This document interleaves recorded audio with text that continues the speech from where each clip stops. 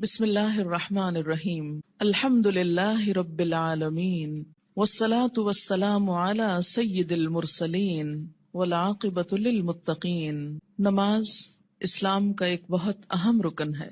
اللہ تعالیٰ کی یاد اور اللہ تعالیٰ سے تعلق قائم کرنے کا بہت بڑا ذریعہ ہے۔ نبی اکرم صلی اللہ علیہ وسلم نے نماز کو اپنی آنکھوں کی ٹھنڈک قرار دیا۔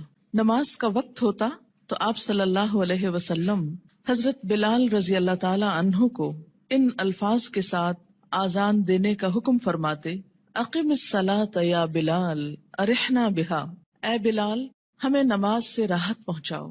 ابو داؤد کی روایت ہے۔ نماز کو رسول اکرم صلی اللہ علیہ وسلم نے جنت میں جانے کی ضمانت قرار دیا۔ حضرت ربیعہ بن کعب اسلمی رضی اللہ تعالی عنہ رسول اللہ صلی اللہ علیہ وسلم کی خدمت میں حاضر رہتے اور نبی صلی اللہ علیہ وسلم کے لیے وضو کا پانی اور دوسری چیزیں لایا کرتے تھے۔ ایک مرتبہ آپ نے خوش ہو کر فرمایا: ربیعہ مانگو، کیا مانگتے ہو؟ حضرت ربیعہ رضی اللہ تعالی عنہ نے عرض کیا: یا رسول اللہ صلی اللہ علیہ وسلم، جنت میں آپ کا ساتھ چاہتا ہوں۔ آپ نے فرمایا: تو پھر سجدوں کی کثرت سے میری مدد کرو۔ یہ صحیح مسلم کی روایت ہے۔ یعنی اگر تمہارے نامہ اعمال میں سجدے زیادہ ہوئے تو میرے لیے تمہاری سفارش کرنا آسان ہو جائے گا۔ اللہ تعالیٰ نے قرآن پاک میں کامیاب لوگوں کی نشانی یہ بتائی ہے کہ وہ نماز کی پابندی کرتے ہیں۔ سورۃ المؤمنون آیت 9۔ سورۃ نور میں فرمایا کہ انہیں تجارت اور خرید و فروخت اللہ کی یاد اور نماز قائم کرنے اور زکوٰۃ دینے سے غافل نہیں کرتی۔ اللہ تعالیٰ نے نماز کو اقامت دین کی تمام تر جد و جہد کا حاصل قرار دیا۔ ارشاد باری تعالیٰ ہے: اگر ہم انہیں زمین میں اقتدار بخشیں، یعنی مسلمان زمین میں عروج کو پہنچے، طاقتور ہوں، تو وہ نماز قائم کریں گے، یعنی لوگوں کو اللہ کے آگے جھکائیں گے، زکوٰۃ ادا کریں گے، نیکی کا حکم دیں گے اور برائی سے منع کریں گے۔ یہ ایک اسلامی حکومت کی بنیادی خصوصیات ہیں۔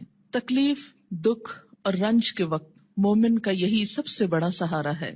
ارشاد باری تعالیٰ ہے: اے لوگو جو ایمان لائے ہو، اللہ سے صبر اور نماز کے ساتھ مدد مانگو۔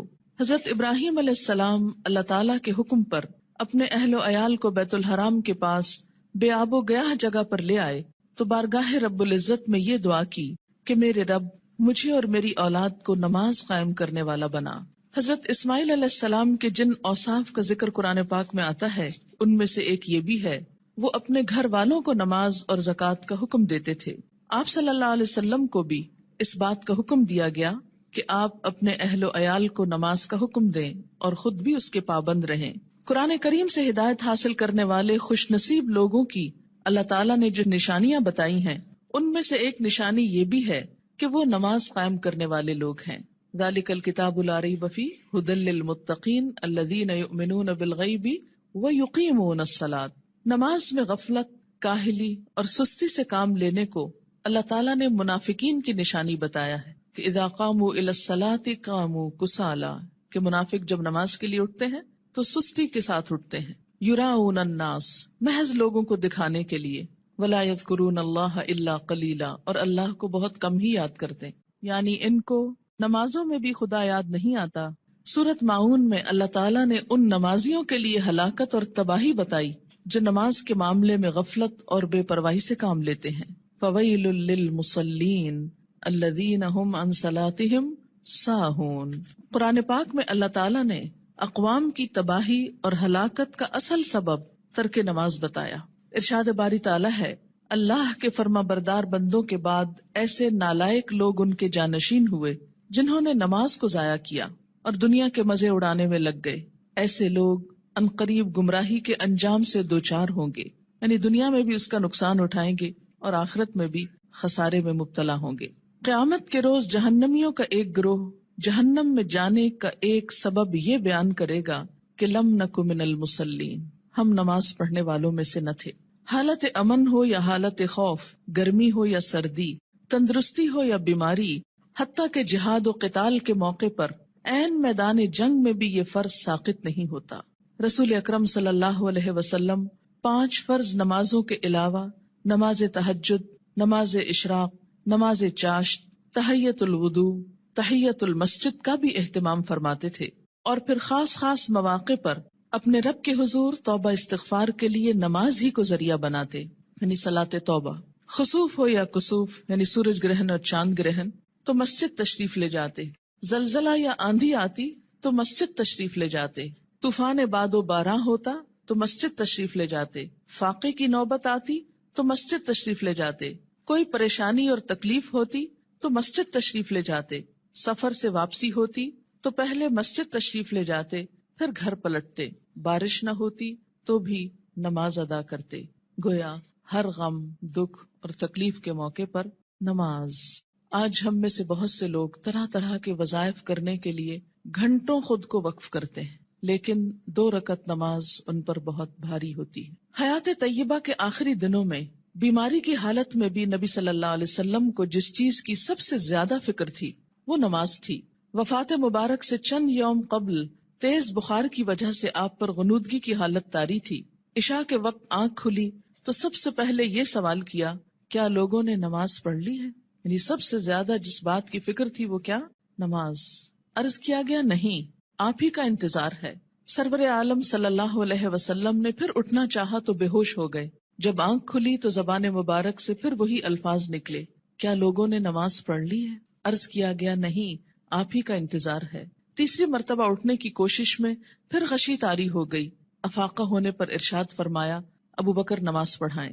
وفات مبارک سے چند لمحے پہلے آپ نے امت کو جو آخری وصیت فرمائی وہ یہ تھی، الصلاۃ الصلاۃ وما ملکت ایمانکم، یعنی مسلمانوں نماز نماز اور اپنے غلاموں کا ہمیشہ خیال رکھنا.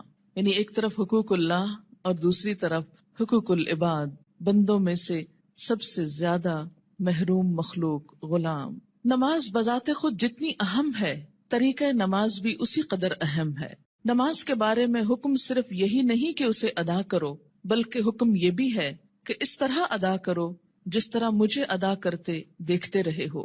ایک حدیث مبارک میں کچھ یوں آتا ہے کہ قیامت کے روز حقوق اللہ میں سے سب سے پہلے نماز کا حساب لیا جائے گا. جس کی نماز درست طریقے سے پڑھی گئی ہوگی وہ کامیاب و کامران ہوگا، اور جس کی نماز بگاڑی گئی ہوگی وہ ناکام و نامراد ہوگا. اس سے کیا پتہ چلتا ہے کہ قیامت کے روز صرف یہی نہیں پوچھا جائے گا کہ نماز پڑھی یا نہیں، بلکہ یہ بھی دیکھا جائے گا کہ کس طریقے سے پڑھی، کیا اس میں ان تمام امور کا لحاظ رکھا گیا جن کی پابندی ضروری تھی، سنت کے مطابق تھی یا نہیں. اس سے یہ اندازہ لگانا مشکل نہیں کہ ادائیگی نماز کے ساتھ ادائیگی نماز کا طریقہ بھی بہت ضروری ہے. جو مسائل آگے بیان کیے جائیں گے وہ کسی خاص فقہی مسلک کو سامنے رکھ کر نہیں، اور نہ ہی کسی مسلک کو صحیح یا غلط ثابت کرنے کے لیے یہ مجموعہ مرتب کیا گیا ہے، بلکہ پیش نظر صحابہ کرام کا وہ طریقہ ہے جس میں ایک صحابی حضرت حذیفہ رضی اللہ تعالی عنہ نے ایک آدمی کو نماز پڑھتے دیکھا جو رکوع اور سجود پورے نہیں کر رہا تھا. جب وہ آدمی نماز سے فارغ ہوا تو حضرت حذیفہ رضی اللہ تعالی عنہ نے اسے بلا کر کہا، تم نے نماز نہیں پڑھی، اور اگر اسی طرح کی نماز پڑھتے پڑھتے مر گئے تو طریقہ اسلام کے خلاف مرو گے. یعنی اگر رکوع سجدہ صحیح طور پر ادا نہیں ہوا مکمل طور پر تو وہ نماز پھر نماز نہیں، ایک مذاق ہے نماز کا. ایک دوسرے صحابی حضرت عبداللہ بن عباس رضی اللہ تعالی عنہ نے ایک شخص کو نماز عید سے پہلے نفل پڑھتے دیکھا تو اسے منع کیا. وہ کہنے لگا، اللہ تعالیٰ مجھے نماز پڑھنے پر عذاب نہیں کرے گا. حضرت عبداللہ بن عباس نے فرمایا، اللہ تعالیٰ تجھے سنت رسول صلی اللہ علیہ وسلم کی مخالفت کرنے پر ضرور عذاب دے گا، کیونکہ آپ نے کبھی نماز عید سے پہلے عیدگاہ میں نفل نہیں پڑھے تھے. ایسے کاموں سے کیوں اتنی شدت سے روکا گیا؟ کیونکہ اس سے دین بوجھل ہو جاتا ہے. اگر ایک شخص ایک رو میں آ کے کرتا ہے، دوسرا اس کو دیکھ کے کل ایک پورا وہ طریقہ بن جائے گا اور لوگ اس کو اپنے لیے لازم قرار دے دیں گے اور بلا وجہ دین کو بھاری کر لیں گے. ایک اور صحابی حضرت عمارہ بن رویبہ رضی اللہ تعالی عنہ نے خطبہ جمعہ کے دوران حاکم وقت کو ممبر پر ہاتھ بلند کرتے دیکھا تو کہا، اللہ خراب کرے ان ہاتھوں کو.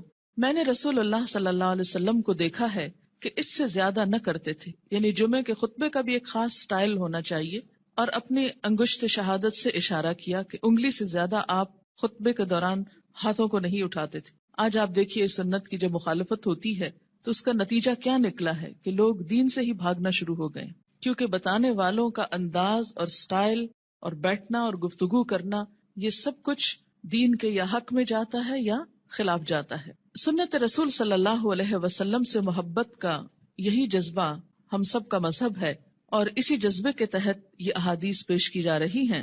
صحابہ کرام کے مذکورہ بالا طرز عمل سے یہ بھی معلوم ہوتا ہے کہ جن مسائل کو ہم فروعی، اختلافی اور غیر اہم سمجھتے ہوئے نظر انداز کر دیتے ہیں، صحابہ کرام کے نزدیک ان کی کتنی اہمیت تھی۔ حقیقت یہ ہے کہ جو شخص رسول اللہ صلی اللہ علیہ وسلم کے اس فرمان مبارک سے آگاہ ہے، من رغب عن سنتی فلیس منی، یعنی جس شخص نے میری سنت اختیار کرنے سے گریز کیا وہ مجھ سے نہیں، وہ کسی بھی سنت کو معمولی اور غیر اہم سمجھ کر نظر انداز کرنے کی جسارت نہیں کر سکتا۔ ہمارے ہاں یہ ٹرینڈ بہت عام ہو گیا ہے کہ جو تو قرآن میں لکھا ہے یا جو فرض کے درجے میں ہے وہ تو ہم کر لیں، اور سنت وہ تو معمولی چیز ہے، کوئی فرض تھوڑی ہے۔ اور ہم نے دیکھا ہے سعودی عرب میں لوگ ایسا نہیں کرتے اور فلاں ملک کے لوگ ایسا نہیں کرتے۔ تو یاد رکھیے کہ ہمارے لیے نہ سعودی عرب کے لوگ کوئی مثال ہیں اور نہ کسی اور ملک کے، ہمارے لیے تو مثال 1400 سال پیچھے جاتی ہے نبی اکرم صلی اللہ علیہ وسلم کی ذات میں۔ سب سے پہلے نماز کے لیے نیت کا درست ہونا ضروری ہے، کیونکہ نیت کے بغیر اگر کوئی شخص وہ تمام ایکشنز کرے جو نماز کے ہوتے ہیں تو اس کی نماز نہ ہوگی۔ کسی بھی عمل کے اجر و ثواب کا دار و مدار نیت پر ہے۔ حضرت عمر بن خطاب رضی اللہ تعالی عنہ کہتے ہیں، میں نے رسول اللہ صلی اللہ علیہ وسلم کو فرماتے ہوئے سنا کہ اعمال کا دار و مدار نیت پر ہے، ہر شخص کو وہی ملے گا جس کی اس نے نیت کی، لہٰذا جس نے دنیا حاصل کرنے کی نیت سے ہجرت کی اسے دنیا ہی ملے گی، جس نے کسی عورت سے نکاح کرنے کی غرض سے ہجرت کی اسے عورت ہی ملے گی، بس مہاجر کی ہجرت کا صلہ وہی ہے جس کے لیے اس نے ہجرت کی۔ یعنی ہجرت جیسا بڑا نیکی کا کام بھی زیادہ فائدہ مند نہیں اگر اللہ کے لیے نہ ہو۔ فتنہ دجال سے بھی بڑا فتنہ دکھاوے کی نماز ہے، دکھاوے کی نماز۔ عن ابی سعید رضی اللہ عنہ قال خرج علینا رسول اللہ صلی اللہ علیہ وسلم ونحن نتذاکر المسیح الدجال فقال الا اخبرکم بما هو اخوف علیکم عندی من المسیح الدجال فقلنا بلا یا رسول اللہ صلی اللہ علیہ وسلم قال الشرک الخفی ان یقوم الرجل فیصلی فیزید صلاته لما یرى من نظر رجل رواہ ابن ماجہ۔ حضرت ابو سعید رضی اللہ عنہ کہتے ہیں کہ ہم مسیح دجال کا ذکر کر رہے تھے، اتنے میں رسول اللہ صلی اللہ علیہ وسلم تشریف لائے اور فرمایا، کیا میں تمہیں دجال کے فتنے سے زیادہ خطرناک بات سے آگاہ نہ کروں؟ ہم نے عرض کیا، ضرور یا رسول اللہ صلی اللہ علیہ وسلم۔ آپ نے فرمایا، شرک خفی یعنی خفیہ شرک جس کو پروناؤنس نہ کیا جائے لیکن وہ دل میں چھپاؤ، یہ دجال سے بھی زیادہ خطرناک ہے، اور وہ یہ ہے کہ ایک آدمی نماز کے لیے کھڑا ہو اور نماز کو اس لیے لمبا کرے کہ کوئی آدمی اسے دیکھ رہا ہے، یعنی تنہائی میں نماز پڑھے تو چھوٹی سی پڑھ لے، قل هو اللہ پڑھ کے ختم کر دے، اور اگر لوگوں کے بیچ میں پڑھ رہا ہے، لوگوں کے ساتھ پڑھ رہا ہے تو صرف اس لیے لمبی کر دے کہ لوگ دیکھیں گے تو پھر ان کے نزدیک میں بہت نیک کہلاؤں گا۔ اسے شرک بھی کہا گیا، یعنی شرک خفی، اور اسے دجال کے فتنے سے زیادہ بدترین چیز قرار دیا گیا۔ اور یہ بندوں کو بھی دھوکہ دینا ہے اور اللہ کو بھی۔ منافقین کی ایک صفت ہم نے قرآن پاک میں پڑھی تھی کہ یخادعون اللہ والذین آمنوا، یعنی اپنے ساتھ والوں کو دھوکہ دینے کی بات ہے نا، کہ وہ سمجھیں گے کہ میں اتنا اچھا نمازی ہوں جبکہ ہوں نہیں، تنہائی میں پڑھوں تو کچھ اور پڑھتا ہوں۔ وما یخدعون الا انفسهم، ایسے لوگ محض اپنے آپ ہی کو دھوکہ دیتے ہیں۔ تو جیسی ہم اکیلے میں پڑھتے ہیں ویسی اگر سب کے سامنے پڑھ لیں گے تو کوئی ہم کو نہیں مارے گا، ہو سکتا ہے کوئی نوٹس بھی نہ کر رہا ہو ہم کیا کر رہے ہیں، کسی کو اتنی فرصت کہاں کہ وہ سب اپنے کام چھوڑ کے صرف یہ دیکھے کہ اس کی نماز کتنی لمبی اور چھوٹی۔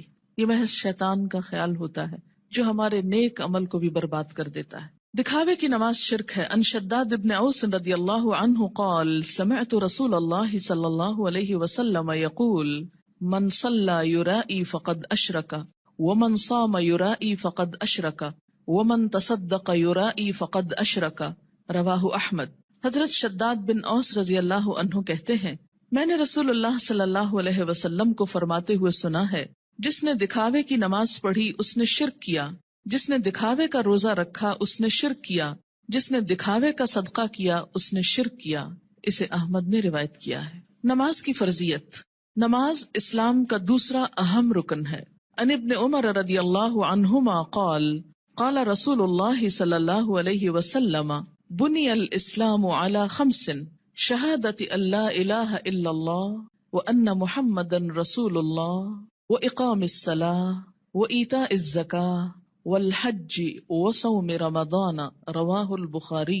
حضرت عبداللہ بن عمر رضی اللہ عنہ کہتے ہیں کہ رسول اللہ صلی اللہ علیہ وسلم نے فرمایا، اسلام کی بنیاد 5 چیزوں پر رکھی گئی ہے، اس بات کی شہادت، گواہی کہ اللہ کے سوا کوئی الہ نہیں اور محمد صلی اللہ علیہ وسلم اللہ کے رسول ہیں، نمبر 2 نماز قائم کرنا، نمبر 3 زکوٰۃ ادا کرنا، نمبر 4 حج کرنا، نمبر 5 رمضان کے روزے رکھنا۔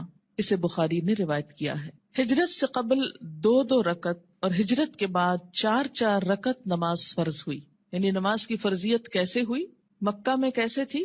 ہجرت سے قبل 2 فرض اور بعد میں 4 ہو گئے اور فجر 2 ہی رہی۔ عن عائشہ رضی اللہ عنہا قالت فرض اللہ الصلاۃ حین فرضها رکعتین فی الحضر والسفر فاقرت صلاۃ السفر وزید فی صلاۃ الحضر متفق علیہ۔ حضرت عائشہ رضی اللہ تعالی عنہا فرماتی ہیں، جب معراج کی رات اللہ تعالیٰ نے نماز فرض کی تو حضر و سفر، حضر کہتے ہیں حاضر ہونا، گھر میں رہنا، دونوں کے لیے 2 رکعت نماز فرض کی، بعد میں سفر کی نماز 2 رکعت برقرار رکھی گئی اور حضر کی نماز میں اضافہ کر دیا گیا۔ اسے بخاری اور مسلم نے روایت کیا ہے۔ نماز کی فضیلت، روزانہ باقاعدگی سے 5 نمازیں ادا کرنے سے تمام صغیرہ گناہ معاف ہو جاتے ہیں۔ ان ابی ہریرہ رضی اللہ عنہ قال قال رسول اللہ صلی اللہ علیہ وسلم ارأیتم لو ان نہرا بباب احدکم یغتسل فیہ کل یوم 5 ما تقول ذلك یبقی من درنہ قالوا لا یبقی من درنہ شیئا قال فذلك مثل الصلوات الخمس یمحو اللہ بها الخطایا متفق علیہ۔ حضرت ابو ہریرہ رضی اللہ تعالی عنہ کہتے ہیں، رسول اللہ صلی اللہ علیہ وسلم نے فرمایا، تمہارا کیا خیال ہے اگر تم میں سے کسی کے دروازے پر نہر بہتی ہو اور وہ اس نہر میں ہر روز 5 مرتبہ نہائے تو کیا اس کے بدن پر کوئی میل کچیل باقی رہ جائے گا؟ صحابہ کرام نے عرض کیا، نہیں، کسی قسم کا میل کچیل باقی نہیں رہے گا۔ آپ صلی اللہ علیہ وسلم نے فرمایا، یہی 5 نمازوں کی مثال ہے، اللہ تعالیٰ ان نمازوں کے ذریعے گناہ مٹا دیتا ہے۔ اسے بخاری اور مسلم نے روایت کیا ہے۔ یاد رکھیے کہ کچھ گناہ ایسے ہوتے ہیں کہ جن کو نیکیاں مٹاتی چلی جاتی ہیں۔ ان الحسنات یذہبن السیئات، اس میں کیا چیز آتی ہے؟ مثلا آپ کے ہاتھوں کو ڈسٹ اور چھوٹی موٹی گندگی لگ جاتی ہے کام کرتے ہوئے، جب آپ پانی سے دھوتے ہیں تو وہ ڈسٹ خود بخود بہہ جاتی۔ کچھ چکنائی وغیرہ کے داغ ایسے ہوتے ہیں کہ جو صرف پانی سے نہیں دھلتے، اس کے لیے آپ کو صابن استعمال کرنا پڑتا ہے۔ کچھ داغ ایسے ہوتے ہیں پینٹ وغیرہ کے کہ جو صرف پانی اور صابن سے نہیں دھلتے، ان کے لیے آپ کو مخصوص قسم کا سولوشن استعمال کرنا ہوتا ہے جو ان دھبوں کو دور کر دے۔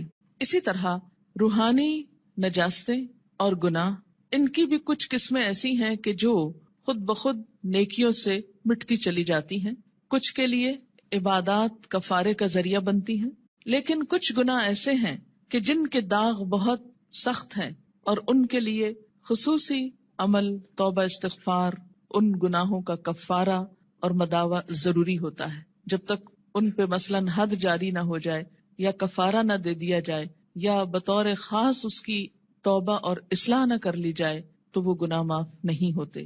تو اسی لیے اس حدیث کا یہ جو معنی کیا گیا ہے یمحو اللہ بها الخطایا، تو خطایا سے مراد کیا ہے؟ عام چھوٹے موٹے گناہ جو انسان ہونے کے ناطے بھول چوک کر اچانک انسان سے سرزد ہو جاتے ہیں۔ آپ منہ سے کچھ کہنے چلے تھے، کچھ اور کہہ بیٹھے، آپ کی نیت نہیں تھی، ارادہ نہیں تھا، اچانک ہی کچھ ہو گیا، پھر احساس ہوتا ہے، پھر آپ دوبارہ اس کی اصلاح کرتے ہیں، لیکن بسا اوقات وہ بھی بھول جاتے ہیں۔ تو ایسے میں کیا ہے کہ جو چیزیں انجانے میں نہ چاہتے ہوئے انسان سے ہو جائیں تو اللہ تعالیٰ انسان کے گناہوں کو مختلف عبادات کے ذریعے دھوتا رہتا ہے۔ نماز گناہوں کی آگ کو ٹھنڈا کرتی ہے۔ ان انس بن مالک رضی اللہ عنہ قال قال رسول اللہ صلی اللہ علیہ وسلم ان للہ ملکا ینادی عند کل صلاة یا بنی آدم قوموا الی نیرانکم التی اوقدتموها فاطفئوها رواہ الطبرانی فی الاوسط۔ حضرت انس بن مالک رضی اللہ تعالی عنہ کہتے ہیں، رسول اللہ صلی اللہ علیہ وسلم نے فرمایا، ہر نماز کے وقت اللہ تعالیٰ کا مقرر کردہ فرشتہ پکارتا ہے، لوگو اٹھو اس آگ کو بجھانے کے لیے جسے تم نے اپنے گناہوں سے جلایا ہے.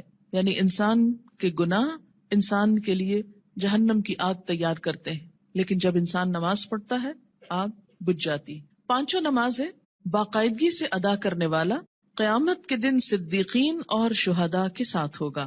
ان عمر ابن مرۃ الجہنی رضی اللہ عنہ قال جاء رجل الى النبی صلی اللہ علیہ وسلم فقال یا رسول اللہ ارأیت ان شہدت ان لا الہ الا اللہ وانک رسول اللہ وصلیت الصلوات الخمس وادیت الزکاة وصمت رمضان وقمته فممن انا قال من الصدیقین والشہداء رواہ ابن حبان. حضرت عمر بن مرہ جہنی رضی اللہ تعالی عنہ کہتے ہیں کہ ایک آدمی نبی اکرم صلی اللہ علیہ وسلم کی خدمت میں حاضر ہوا اور عرض کیا یا رسول اللہ بتائیے اگر میں گواہی دوں کہ اللہ کے سوا کوئی الہ نہیں، آپ اللہ کے رسول ہیں، اور 5 نمازیں ادا کروں، زکوٰۃ دوں، رمضان کے روزے رکھوں اور رمضان میں قیام بھی کروں یعنی تراویح بھی پڑھوں، تو میرا شمار کن لوگوں میں ہوگا؟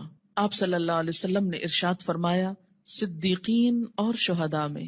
اسے ابن حبان نے روایت کیا ہے. یعنی فرائض کا پورا کرنے والا بلند درجے رکھتا ہے، الا یہ کہ وہ بندوں کے حقوق میں ایسی کمی کرے کہ جس سے اس کے فرائض کا اجر بھی ختم ہو جائے. رات کی تاریکی میں مسجد میں آنے والے نمازیوں کے لیے قیامت کے دن مکمل نور کی خوشخبری ہے. ان بریدہ رضی اللہ عنہ ان النبی صلی اللہ علیہ وسلم قال بشر المشائین فی الظلم الى المساجد بالنور التام یوم القیامہ رواہ ابو داود والترمذی. حضرت بریدہ رضی اللہ تعالی عنہ روایت کرتے ہیں کہ نبی اکرم صلی اللہ علیہ وسلم نے فرمایا اندھیرے میں مسجدوں کی طرف چل کر جانے والوں کو قیامت کے دن مکمل روشنی کی خوشخبری دے دو. یہ تو آپ سب جانتے ہیں نا کہ حشر کے میدان میں بہت اندھیرا ہوگا، لیکن کچھ لوگوں کے پاس نور ہوگا، کچھ کے پاس ہوگا پھر چھین لیا جائے گا منافقوں سے. اور یہ نور کون سا نور ہوگا؟ انسان کے اپنے اعمال کا. اور اس نور کو بڑھانے والی چیز نماز ہے، اور خصوصاً رات کے اندھیرے میں مسجد جانے والوں کے لیے خوشخبری ہے. عورتوں کے لیے گھر میں ہی یہ نماز پڑھنے کا اجر ہے، اور اگر وہ مسجد نہیں بھی جا پاتی تو انشاءاللہ پابندی سے نماز ادا کرنے کی صورت میں وہ اس اجر سے محروم نہیں رہیں گی. نور کی وہ دعا بھی سکھائی گئی نا کہ ربنا اتمم لنا نورنا، اللہ ہمارا نور ہم پہ مکمل کر دے. کہ حشر کے میدان میں یہ دعا مانگیں گے اہل ایمان اس پریشانی سے کہ کہیں ان کا نور ان سے چھین نہ لیا جائے. مسجد میں آنے والے نمازی اللہ کے ملاقاتی ہیں جن کی اللہ تعالیٰ عزت فرماتا ہے. وَأَن سلمان رضی اللہ عنہ ان النبی صلی اللہ علیہ وسلم قال من تودأ فی بیتہ فاحسن الوضوء ثم اتى المسجد فهو زائر اللہ وحق علی المزور ان یکرم الزائر رواہ الطبرانی. حضرت سلمان رضی اللہ تعالی عنہ سے روایت ہے کہ نبی اکرم صلی اللہ علیہ وسلم نے فرمایا جس نے اپنے گھر میں اچھی طرح وضو کیا اور پھر مسجد میں آیا وہ اللہ کا ملاقاتی ہے، اور میزبان کے لیے ضروری ہے کہ وہ اپنے ملاقاتی کی عزت کرے. قیامت کے دن ایسے لوگوں کو عزت کے ساتھ جنت میں رکھا جائے گا، عزت کا لباس پہنایا جائے گا اور عزت کا مقام دیا جائے گا. وَلَهُمْ أَجْرٌ کریم کی جو بات آتی ہے، کریم عزت والا. نماز کی اہمیت. بے نماز کا انجام قارون، فرعون، حامان اور ابی ابن خلف کے ساتھ ہوگا. ان عبداللہ ابن عمرو ابن العاص رضی اللہ عنہما ان النبی صلی اللہ علیہ وسلم انہ ذکر الصلاة یوما فقال من حافظ علیہا كانت له نورا وبرهانا ونجاة يوم القيامة ومن لم يحافظ عليها لم يكن له نورا ولا برهانا ولا نجاة وكان يوم القيامة مع قارون وهامان وفرعون وأبي بن خلف رواه ابن حبان. حضرت عبداللہ بن عمرو بن العاص رضی اللہ تعالی عنہ کہتے ہیں کہ نبی اکرم صلی اللہ علیہ وسلم نے ایک دن نماز کا ذکر کرتے ہوئے فرمایا جس شخص نے نماز کی حفاظت کی اس کے لیے نماز قیامت کے روز نور، برہان اور نجات کا سبب ہوگی، اور جس نے نماز کی حفاظت نہ کی اس کے لیے نہ نور ہوگا، نہ برہان، نہ نجات. نیز قیامت کے روز اس کا انجام قارون، فرعون، حامان اور ابی ابن خلف کے ساتھ ہوگا. اسے ابن حبان نے روایت کیا ہے. یہاں پر نماز کی حفاظت کا ذکر ہے، پابندی وقت بھی مراد ہے، رکوع اور سجود وغیرہ کی حفاظت بھی، اپنے دل اور خیالات کی حفاظت بھی، طہارت کی حفاظت بھی. تو ایسی نماز پڑھنے والے کی اللہ تعالیٰ بھی حفاظت فرمائیں گے، اور قیامت کے دن اس کے لیے یہ نماز سراسر فائدے کا سبب ہوگی. اور اگر نہیں تو ایسا شخص فرعون، قارون جو مال کی محبت میں گرفتار تھا، کیونکہ عموماً انسان نمازوں کی پرواہ کیوں نہیں کرتا؟ مال کی محبت میں گرفتار ہو کر. فرعون حکومت اور جاہ و مال کی وجہ سے، تکبر کی وجہ سے.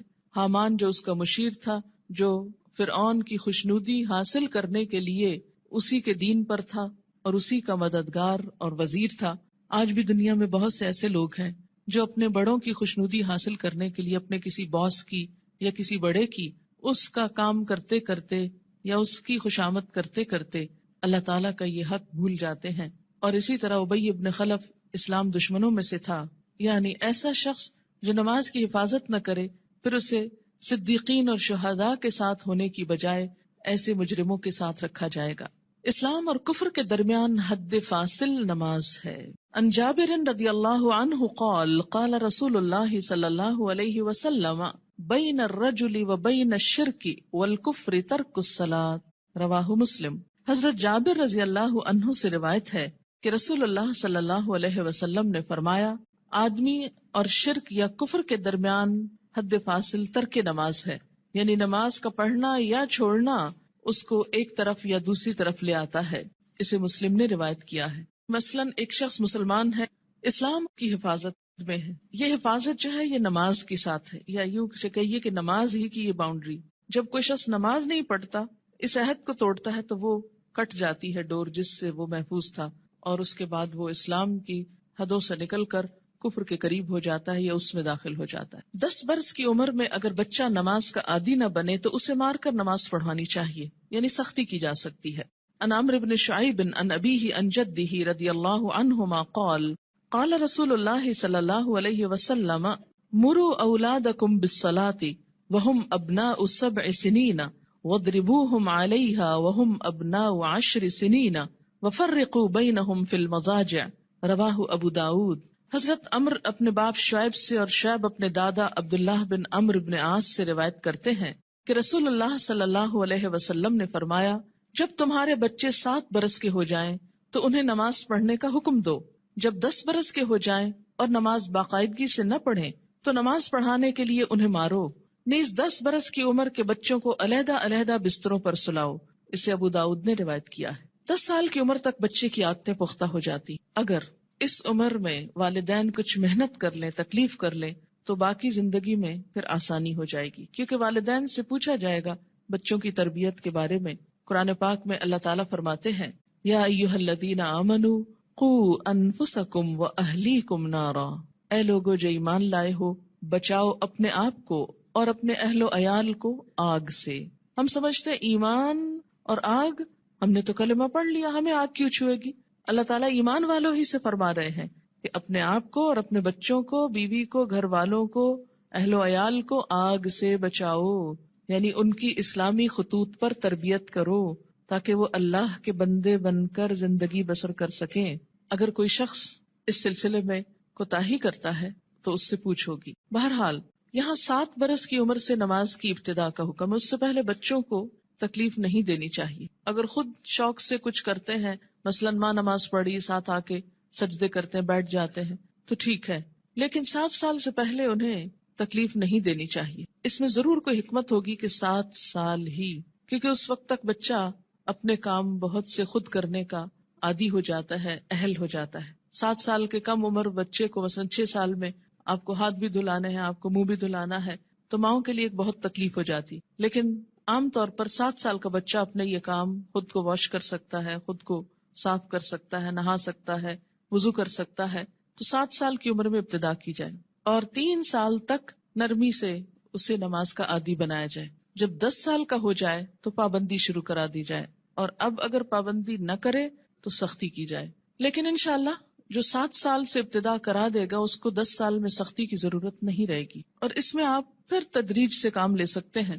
مثلا میں نے اپنے بچوں کے ساتھ یہ کیا کہ ان کو جو 7ویں سال کی جو برتھ ڈے آپ سیلیبریٹ کرتے ہیں تو کیک کھلانے کی بجائے بٹھا کے یہ بتایا کہ نماز کتنی امپورٹنٹ ہے، اور آج سے تم 7 سال کے ہو گئے ہو اور ہم سب مل کر مغرب کی نماز پڑھیں گے. میں نے یہ نہیں کہا کہ تم پڑھو، بلکہ ہم پڑھیں گے، اور ساتھ کھڑے ہو کر وضو کروایا، ساتھ کھڑے ہو کر نماز پڑھائی. اس سے بچے کو کچھ بھی مشکل نہیں ہوئی. نماز سے پہلے وضو ایک مشکل کام ہوتا ہے، جو وہ مرحلہ پار کر جائے اس کے لیے اگلا مرحلہ آسان ہو جاتا ہے. تو مائیں اگر وضو کرتے وقت تھوڑا سا وقت 5-7 منٹ لگائیں اور ساتھ وضو کرائیں، اس سے وضو کی بھی اصلاح ہوگی انشاءاللہ، کہ دیکھا جائے گا کہ وہ اپنے کپڑے تو نہیں بھگو رہے یا باتھ روم تو نہیں بھگو رہے. کیونکہ بہت دفعہ دیکھنے میں آتا ہے اب تک کہ بچے تو کیا، بڑے بڑے میچور لوگ جب کسی واش روم سے نکلتے ہیں تو سارا واش روم یوں لگتا ہے جیسے کوئی نہا کے نکلا ہو یہاں سے. کبھی سمجھ نہیں آئی کہ اس قدر پانی گرانے کی، کہ جو سنک سے باہر زمین پر بھی پورا پھیل جائے اور کپڑے بھی اور سب کچھ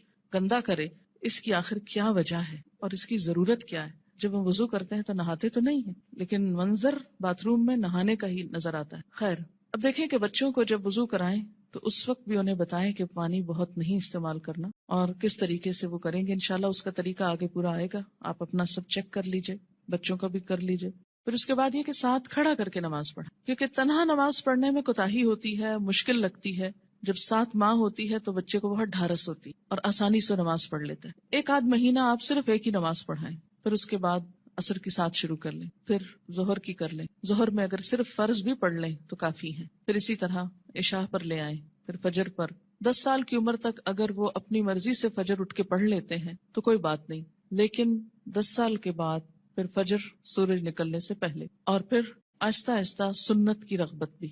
فجر کی تو سنت خیر پڑھی ہی جائے گی، لیکن باقی نمازوں میں آہستہ آہستہ رغبت، حتیٰ کہ جب بالغ ہوں، 12 سال 13 14 مختلف بچوں کی مختلف بلوغت کی عمر ہوتی ہے، تو اس وقت پھر ان کو دین کی ایسی باتیں ساتھ پڑھائیں کہ جس سے ان کے دل میں سنت پڑھنے کی، نفل پڑھنے کی محبت پیدا ہو جائے، اور وہ نماز سے بھاگے نہیں بلکہ نماز سے محبت کرے، ایسی ہی جیسے اللہ کے رسول صلی اللہ علیہ وسلم فرماتے تھے، اٹھو بلال، نماز قائم کرو اور ہمیں راحت پہنچاؤ. کہ نماز ایک خوشی کی خبر بن جائے، نہ کہ ایک پریشانی کی. اور اس میں تھوڑی سی محنت کی ضرورت ہے. اگر کوئی بچہ محنت کے باوجود، کوشش کے باوجود نہ پڑھنے کی طرف آئے تو پھر خصوصی طور پر دعا مانگے، نفل حاجت کے پڑھ کر خصوصی دعا بچے کے لیے مانگے کہ اللہ تعالیٰ اس کے لیے یہ کام آسان کر دے اور اس کے دل میں یہ محبت پیدا کر دے.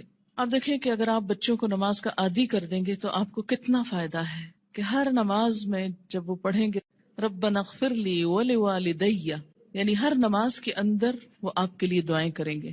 ربنا اغفر لی ولوالدی، اللہ مجھ کو معاف کر دے اور میرے والدین کو کر دے. مفت کی دعائیں ملتی جائیں گی ساری زندگی. دنیا سے چلے بھی جائیں تو پیچھے سے بچے دعائیں کریں گے، ورنہ الگ سے کس کو یاد رہتا ہے کہ وہ دعا کرے. اور ایسے ہی بچے پھر ماں باپ کے لیے صدقہ جاریہ ہو جاتے ہیں. صرف نماز عصر کا فوت ہونا ایسا ہے جیسے کسی کا مال اور اہل و عیال لٹ جائے. عن ابن عمر رضی اللہ عنہما قال قال رسول اللہ صلی اللہ علیہ وسلم الذي تفوته صلاة العصر فكأنما وتر اہلہ ومالہ، متفق علیہ. حضرت عبداللہ بن عمر سے روایت ہے، رسول اللہ صلی اللہ علیہ وسلم نے فرمایا، جس شخص کی نماز عصر فوت ہو جائے اس کی حالت اس شخص کی طرح ہے جس کا اہل و عیال اور مال و اسباب ہلاک ہو گیا ہو. صرف نماز عصر قضا کرنا ایسا ہے گویا کسی کا گھر گر جائے، بال بچے سب مر جائیں اس میں، اور پورا مال بھی تباہ ہو جائے، یا گھر والوں سمیت گھر کو آگ لگ جائے اور ہر چیز راکھ ہو جائے. ایسا حادثہ اگر کہیں ہو جائے تو انسان دنوں یاد رکھتا ہے، لیکن نماز قضا کر کے کتنا دکھ اور تکلیف ہم محسوس کرتے ہیں وہ ہم سب اپنے دلوں سے پوچھ سکتے ہیں. یہ نقصان دنیا میں نظر نہیں آتا اس لیے دکھ بھی نہیں ہوتا، آخرت کے دن یہ نقصان نظر آئے گا اور تلافی کی کوئی صورت نہ ہوگی، کوئی موقع نہ ہوگا. اچھا، یہ جو حدیث ہے یہ بخاری اور مسلم نے روایت کی ہے، یعنی متفق علیہ حدیث ہے، یعنی کوئی ایسی کھیل مذاق کی بات نہیں ہے کہ ایسے ڈرا رہے. نماز سے غفلت کی سزا. حضرت سمرہ بن جندب رضی اللہ تعالی عنہ روایت کرتے ہیں کہ آن حضور صلی اللہ علیہ وسلم اپنے اصحاب سے پوچھا کرتے، کیا تم میں سے کسی نے کوئی خواب دیکھا ہے؟ سمرہ کہتے ہیں پھر اللہ تعالیٰ جس کے لیے چاہتا وہ اپنا خواب بیان کرتا، یعنی اللہ کے اذن سے لوگ اپنا خواب بیان کرتے. ایک دن صبح کے وقت ایسا ہوا، آن حضرت صلی اللہ علیہ وسلم نے فرمایا، گزشتہ رات کو میرے پاس 2 فرشتے آئے، جبرائیل اور میکائیل علیہ السلام. دونوں نے مجھ کو اٹھایا اور کہنے لگے چلو. میں ان کے ساتھ چلا. ایک آدمی کے پاس پہنچے جو کروٹ پر لیٹا ہے، یعنی پہلو پہ لیٹا ہوا ہے، اور دوسرا شخص جو ایک فرشتہ ہے پتھر لیے ہوئے اس کے سر پہ کھڑا ہے. وہ کیا کرتا ہے؟ جھک کر پتھر سے اس کا سر کچل ڈالتا ہے. یعنی کھڑا آدمی جھک کر پتھر سے سر کچلتا ہے اور پتھر ڈھلک کر ادھر آ جاتا ہے. یعنی جب وہ پھینکتا ہے سر کچل کر پتھر دوسری طرف چلا جاتا ہے.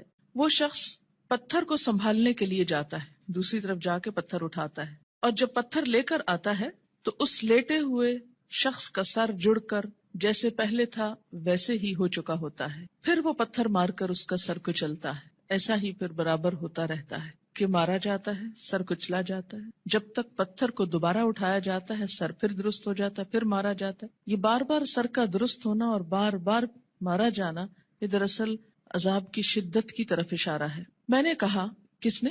نبی صلی اللہ علیہ وسلم نے ان فرشتوں سے پوچھا، سبحان اللہ، یہ دونوں کون ہیں؟ انہوں نے کہا چلو، یعنی ابھی نہیں پوچھو. ہم پھر چل پڑے اور ایک شخص پر پہنچے جو سیدھا لیٹا ہوا ہے، چت لیٹا ہوا ہے، اور اس کے پاس ایک اور شخص لوہے کی سنی لیے ہوئے کھڑا ہے، یعنی لوہے کا ایک ہیمر سا. وہ کیا کرتا ہے؟ اس کے منہ کے ایک طرف جا کر اس کا گلپھڑا گدی تک پھاڑ ڈالتا ہے، یعنی منہ کے اندر سے، اور نتنے اور آنکھ کو بھی اسی طرح گدی تک چیر دیتا ہے، نتنے کو بھی، آنکھ کو بھی، منہ کو بھی. پھر منہ کی دوسری طرف جا کر بھی ایسا ہی کرتا ہے، اور جب ایک طرف کا چیرتا ہے تو دوسری طرف جا کر بھی ایسا ہی کرتا ہے، اور جب ایک طرف چیر چکا ہوتا ہے تو دوسری طرف بالکل درست ہو چکی، نہیں پہلے ایک طرف پھر دوسری طرف، اتنے میں پہلا درست ہو چکا ہوتا ہے، اور پھر وہ اسی طرح اس کو چیرتا ہے، پھر وہ درست ہو جاتا ہے. ایسا ہی برابر ہو رہا ہے. میں نے اپنے ساتھ والے فرشتوں سے پوچھا، سبحان اللہ، یہ دونوں کون ہیں؟ انہوں نے کہا چلو چلو، یعنی ابھی آگے چلتے ہیں، ابھی نہ پوچھو. خیر پھر ہم تینوں چلے. ایک گڑھے پر پہنچے جو تندور کی طرح تھا. سمرہ بن جندب رضی اللہ تعالی عنہ کہتے ہیں، میں سمجھتا ہوں کہ حضور صلی اللہ علیہ وسلم نے یہ بھی فرمایا، اس تندور میں غل اور شور ہو رہا تھا. ہم نے جو جھانک کر دیکھا تو اس میں مرد اور عورتیں ہیں، لیکن سب ننگے، اور جب ان کے نیچے سے آگ کی لپٹ ان پر آتی ہے تو چلاتے ہیں. میں نے اپنے ساتھ والے فرشتوں سے پوچھا، یہ کون لوگ ہیں؟ انہوں نے کہا چلو، یعنی ابھی آگے چلتے ہیں. خیر پھر ہم تینوں چلے اور ایک ندی پر پہنچے. سمرہ کہتے ہیں، میں سمجھتا ہوں کہ حضرت صلی اللہ علیہ وسلم نے فرمایا، اس کا پانی، ندی کا پانی خون کی طرح سرخ تھا، اور ایک شخص اس ندی میں تیر رہا تھا. ندی کے کنارے ایک اور شخص کھڑا تھا جس نے اپنے سامنے بہت سے پتھر اکٹھے کر رکھے تھے. یہ شخص جو ندی میں تیر رہا تھا، تیرتے تیرتے اس کنارے والے شخص کے پاس آتا اور اپنا منہ کھول دیتا. وہ اس کے منہ میں ایک پتھر دے دیتا، پھر ندی میں چل دیتا، پھر لوٹ کر آتا تو کنارے والا شخص ایک اور پتھر اس کے منہ میں دے دیتا. غرض جب وہ لوٹ کر آتا یہی ہوتا. میں نے اپنے ساتھ والے فرشتوں سے پوچھا، یہ دونوں کون ہیں؟ انہوں نے کہا چلو چلو چلو، چلتے ہیں. خیر پھر ہم تینوں چلتے چلتے ایک نہایت بدصورت بد شکل مرد کے پاس پہنچے، بہت ہی بدصورت جو تم نے کبھی بھی دیکھا ہو. وہ کیا کر رہا تھا؟ آگ سلگا رہا تھا اور اس کے گرد دوڑ رہا تھا. میں نے اپنے ساتھ والے فرشتوں سے پوچھا، یہ کون ہے؟ انہوں نے کہا چلو چلتے ہیں. پھر ہم تینوں چلے. چلتے چلتے ایک بہت گھنے سبز باغیچے پر پہنچے. اس میں ہمہ قسم کے پھول تھے، یعنی ہر طرح کے پھول تھے. اس کے بیچوں بیچ ایک لمبے قد کا آدمی تھا، اتنا لمبا کہ مجھ کو اس کا سر دیکھنا مشکل ہو گیا، اور اس کے گرد بہت سے لڑکے جمع ہیں. اتنے لڑکے میں نے کبھی نہیں دیکھے. میں نے اپنے ساتھ والے فرشتوں سے پوچھا، یہ لمبا شخص کون ہے اور یہ لڑکے کون ہیں؟ انہوں نے کہا چلو چلتے ہیں، ابھی نہ پوچھو. خیر پھر ہم تینوں چلے اور ایک بڑے باغ پر پہنچے. ایسا بڑا باغ اور عمدہ باغ میں نے کبھی نہیں دیکھا. میرے ساتھ والے فرشتوں نے مجھ سے کہا، اس باغ میں ایک درخت تھا، اس پر چڑھ جا. ہم تینوں اس پہ چڑھ گئے اور جاتے جاتے ایک شہر پر پہنچے جو سونے چاندی کی اینٹوں سے بنایا گیا تھا. ہم نے اس شہر کے دروازے پر آ کر دروازے کو کھلوایا. دروازہ کھولا گیا، ہم اس کے اندر گئے. وہاں ہم کو ایسے آدمی ملے کہ ان کا آدھا دھڑ تو نہایت خوبصورت، بہت ہی خوبصورت جو کبھی تم نے دیکھا ہو، اور آدھا بدصورت. میرے ساتھ والے فرشتوں نے ان سے کہا، جاؤ اس ندی میں گر پڑو، غوطہ لگاؤ. وہاں ایک اور ندی دکھائی دی جو چوڑائی میں بہ رہی تھی. اس کا پانی دودھ کی طرح سفید تھا، غرض یہ آدمی اس ندی میں کود پڑے، پھر جو لوٹ کر ہمارے پاس آئے تو ان کی بدصورتی جاتی رہی، ان کا پورا جسم خوبصورت ہو گیا۔ اب میرے ساتھ والے فرشتے کہنے لگے یہ شہر جنت العدن ہے، قرآن پاک میں آتا ہے نا جنات عدن، ہمیشہ رہنے والا باغ، ایور گرین، اور یہی تمہارا مقام ہے۔ میری آنکھ جو اوپر اٹھی تو کیا دیکھتا ہوں، ایک محل ہے سفید ابر کی طرح، یعنی بادل کی طرح۔ ان فرشتوں نے کہا یہ تمہارا گھر ہے۔ میں نے کہا اللہ تم کو برکت دے، مجھ کو چھوڑو میں اپنے گھر میں جاؤں۔ انہوں نے کہا نہیں، ابھی تم اس گھر میں نہیں جا سکتے، لیکن بعد میں تم اس میں داخل ہوگے۔ میں نے کہا اچھا خیر، اس رات کو میں نے جو عجیب عجیب باتیں دیکھی تو ان کی حقیقت بیان کرو۔ انہوں نے کہا ہاں، اب ہم تم سے ان کی حقیقت بیان کرتے ہیں۔ پہلا شخص جو تم نے دیکھا جس کا سر پتھر سے کچلا جا رہا تھا، یہ وہ شخص ہے جس نے قرآن سیکھ کر اس کو چھوڑ دیا تھا۔ فرض نماز کا وقت قضا ہو جاتا اور وہ سویا رہتا، یعنی ایک ہی شخص کے دو عیب تھے۔ نمبر ایک، قرآن سیکھ کر اس کو چھوڑ دیا، یعنی پھر ویسا ہی ہو گیا جیسے اس نے کبھی اس کو پڑھا ہی نہ تھا۔ اور دوسرا قصور، فرض نماز کا وقت قضا ہو جاتا اور وہ سویا رہتا، جیسے فجر کے وقت نہ اٹھنا خاص طور پر۔ وہ شخص جس کے گل پھڑے اور نتنے اور آنکھیں گدی تک چیر رہے تھے، وہ دنیا میں کیا کرتا تھا؟ صبح کو گھر سے نکلتے ہی ایک جھوٹی خبر تراشتا، لوگوں سے کہتا، یعنی پھر بیان کرتا، وہ خبر سارے جہان میں پھیل جاتی۔ یعنی مشغلے کے طور پر کیا اس نے کام اپنا رکھا تھا؟ جھوٹی خبر گھڑنا اور اس کو پھیلا دینا، اور وہ سارے جہان میں پھیل جاتی۔ اور ننگے مرد اور عورت جو تم نے تندور میں دیکھے، وہ زنا کرنے والے اور زنا کرنے والیاں ہیں، یعنی وہ مرد اور عورت جن کے ایکسٹرا میریٹل ریلیشنز تھے دنیا میں۔ اور وہ شخص جو ندی میں تیر رہا تھا، اس کے منہ میں پتھر دیے جاتے تھے، یہ سود خور ہے۔ اور وہ بدصورت شخص جو آگ سلگا رہا تھا اور اس کے گرد دوڑ رہا تھا، وہ دوزخ کا داروغہ ہے۔ اس کا نام کیا ہے؟ قرآن پاک میں کیا آتا ہے؟ مالک، مالک نامی۔ لمبا شخص جو باغیچے میں ملا تھا، وہ ابراہیم علیہ السلام پیغمبر ہیں۔ ان کے گرد وہ لوگ ہیں جو اسلام کی فطرت پر مرے، یعنی توحید پر۔ سمرہ کہتے ہیں بعض مسلمانوں نے آپ صلی اللہ علیہ وسلم سے عرض کیا، یا رسول اللہ صلی اللہ علیہ وسلم، اور مشرکوں کے بچے جو نابالغ مرتے ہیں وہ بھی ان میں داخل ہیں؟ آپ نے فرمایا ہاں، مشرکوں کے بچے بھی، کیونکہ ہر بچہ فطرت پر پیدا ہوتا ہے نا، جب تک اس کا شعور اپنا نہیں جاگ جاتا۔ اب رہے وہ لوگ جن کا آدھا دھڑ خوبصورت تھا، آدھا دھڑ بدصورت، یہ وہ لوگ تھے جنہوں نے دنیا میں اچھے اور برے سب طرح کے کام کیے، یعنی کچھ کام ان کے اچھے تھے اور کچھ کام ان کے برے تھے، آدھے خوبصورت آدھے بدصورت۔ جب اس طرح ان کی پہچان ہو جائے گی تو پھر ایک وقت آئے گا کہ ان کو نہلا کر درست کر دیا جائے گا، کیونکہ جنت میں رہنے والا کوئی شخص پھر ہمیشہ کے لیے بدصورت نہیں ہوگا۔ اب دیکھیں کہ دنیا میں اگر کسی کا ناک اس کی پسند کا نہ ہو، یا چہرے پہ داغ ہو، یا کچھ بھی ہو، یا اگر پاؤں خوبصورت نہ ہو، تو کس قدر شرمندگی محسوس کرتا رہتا ہے، احساس کمتری میں مبتلا ہو جاتا ہے۔ جنت میں اگر کچھ عرصہ بھی ایسا لوگوں کے بیچ میں رہنا پڑے کہ آدھا دھڑ خوبصورت ہو اور آدھا بدصورت ہو، تو کس قدر شرمندگی کی بات ہے۔ اس لیے انسان کے جتنے بھی اعمال ایسے ہوں جو بدصورت کرنے والے ہوں، اس کو ان کو چھوڑ کر خوبصورت کی طرف پلٹنے کی ضرورت ہے۔ بخاری کی یہ روایت ہے، طویل روایت، جس کا ایک حصہ فرض نماز کے بارے میں ہے۔ یاد رکھیے، انبیاء علیہم السلام کی خواب وحی کا ایک ذریعہ ہوتا ہے، اور یہ خواب آپ صحابہ کے بیچ میں بیان کر رہے ہیں اور سکھانے کا ایک طریقہ ہے۔ انبیاء علیہم السلام کو وحی بسا اوقات خواب میں بھی آتی۔ حضرت عائشہ رضی اللہ تعالی عنہا کا بیان ہے کہ نبی صلی اللہ علیہ وسلم پر وحی آنے کی ابتدا ہی سچے خوابوں سے ہوئی تھی۔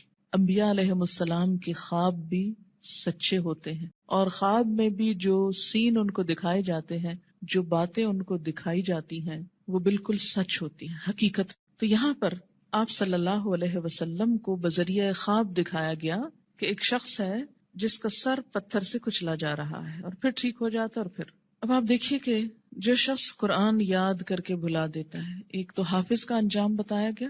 میں آپ لوگوں کو یہ نصیحت کروں گی کہ جب تک بچوں کا اپنا رجحان نہ ہو، اپنا شوق نہ ہو، خدا کے لیے ان کو حفظ نہ کرائیں۔ کیوں؟ اس لیے کہ وہ ماں باپ کے کہنے میں آ کے کر تو لیتے ہیں، لیکن بعد میں اس کی حفاظت نہیں کرتے۔ ماں باپ کیوں اتنا اصرار کرتے ہیں ان کو حفظ کرانے پر؟ ریسنٹلی مجھے کسی نے بتایا کہ وہ خود نماز نہیں پڑھتے لیکن بچوں کو حفظ کرانے کا بہت شوق رکھتے ہیں۔ میں نے کہا ایسی بھی کیا بات ہوئی؟ اس لیے کہ وہ یہ چاہتے ہیں کہ بچے ان کو بخشوا سکیں، بچے حافظ بن جائیں اور ماں باپ کی بخشش کرا سکیں۔ تو جہاں اپنی بخشش کے لیے خود تو نماز پڑھی نہ جائے لیکن بچوں کو حافظ بنا دیا جائے، تو وہ بچے بھی کتنا یاد رکھیں گے، اور باپ کو سوتے دیکھے ساری زندگی تو وہ کتنی نماز پڑھیں گے اور کتنا قرآن پڑھیں گے تو اللہ ہی جانتا ہے۔ اللہ تعالیٰ یخرج الحی من المیت و یخرج المیت من الحی، زندہ سے مردہ اور مردہ سے زندہ کو نکالتا ہے، بے عمل سے باعمل بچے کو پیدا کر سکتا ہے، یہ اس کی شان ہے. لیکن ہم اپنی کوششوں کو بھی دیکھیں کہ ہم کیا کر رہے ہیں. اور اس میں فرض نماز پڑھے بغیر سو جانا میں فجر کی نماز بھی ہو سکتی ہے اور عشاء بھی ہو سکتی ہے، یا پھر ظہر پڑھے بغیر سو جانا، یا پھر عصر کے لیے اٹھنا ہی نہیں، سوئے چلے جانا. نماز فجر اور عشاء کے لیے مسجد میں نہ آنا نفاق کی علامت ہے. باجماعت نماز نہ پڑھنے والے لوگوں کے گھروں کو رسول اکرم صلی اللہ علیہ وسلم نے جلانے کا ارادہ فرمایا. عن ابی ہریرہ رضی اللہ عنہ قال قال رسول اللہ صلی اللہ علیہ وسلم لیس صلاة اسقل علی المنافقین من الفجر والعشاء ولو يعلمون ما فيهما لآتوهما ولو حبوا لقد هممت ان آمر المؤذن فيقيم ثم آمر رجلا يؤم الناس ثم آخذ شعلا من نار فأحرق على من لا يخرج إلى الصلاة بعد. متفق علیہ. حضرت ابو ہریرہ رضی اللہ تعالی عنہ کہتے ہیں کہ رسول اللہ صلی اللہ علیہ وسلم نے فرمایا، منافقوں پر فجر اور عشاء کی نماز سے زیادہ بھاری کوئی نماز نہیں ہے. اگر انہیں پتہ چل جائے کہ دونوں نمازوں کا ثواب کتنا زیادہ ہے تو ان دونوں نمازوں میں ضرور آتے، خواہ گھٹنوں کے بل ہی آنا پڑتا. چل نہ سکتے تو رینگ کر آتے، جیسے بچے رینگتے ہیں، کرال کرتے ہیں، کرال کرتے ہوئے آتے. میں نے ارادہ کیا کہ مؤذن کو حکم دوں وہ اقامت کہے، پھر ایک آدمی کو حکم دوں کہ وہ لوگوں کی امامت کرائے، اور خود آگ کا ایک شعلہ لے کر ان لوگوں کے گھروں کو جلا دوں جو اس اذان اور اقامت کے بعد نماز کے لیے نہیں نکلتے. اسے بخاری اور مسلم نے روایت کیا ہے. خلاف سنت ادا کی گئی نماز قیامت کے روز ناکامی اور نامرادی کا باعث ہوگی. قیامت کے روز حقوق اللہ میں سب سے پہلے نماز کا حساب ہوگا. عن ابی ہریرہ رضی اللہ عنہ قال قال رسول اللہ صلی اللہ علیہ وسلم ان اول ما يحاسب به العبد يوم القيامة من عمله صلاته فإن صلحت فقد أفلح وأنجح وإن فسدت فقد خاب وخسر فإن انتقص من فريضته شيء قال الرب تبارك وتعالى انظروا هل لعبدي من تطوع فيكمل بها من انتقص من الفريضة ثم يكون سائر عمله على ذلك رواه الترمذي. حضرت ابو ہریرہ رضی اللہ تعالی عنہ کہتے ہیں رسول اللہ صلی اللہ علیہ وسلم نے ارشاد فرمایا، قیامت کے روز بندے سے سب سے پہلے جس چیز کا حساب لیا جائے گا وہ اس کی نماز ہے.